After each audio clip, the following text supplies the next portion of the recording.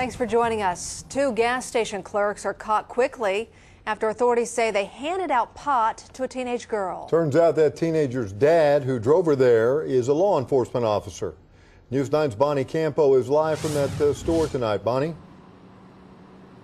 Well, officers were able to take a look at security footage and say the clerks sold weed to a couple of customers. Turns out they had a lot more than pot behind the counter. She went back out to her car and told her dad, who happens to be an off-duty police officer.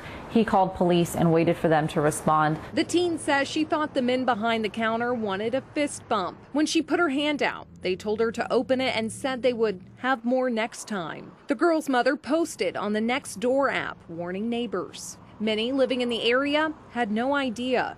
I go there at all times of the day, and at no time have I ever seen anything that led me to believe that that sort of activity was going on. The two men charged, 26-year-old Ellsworth Lolar and 22-year-old Jalen Lolar. Officers say security footage showed the drug deals. They even found white lines of powder behind the counter. They had about 1.5 pounds of marijuana as well as a small amount of cocaine on them. Both men struggled with officers during the arrest until one was pressed into the glass windows of the store. Investigators also found scales and glass jars with weed inside and cellophane wrap. One of the suspects would go back to the back room multiple times, which is where some of the marijuana was located, and they were having hand-to-hand transactions inside the store with customers.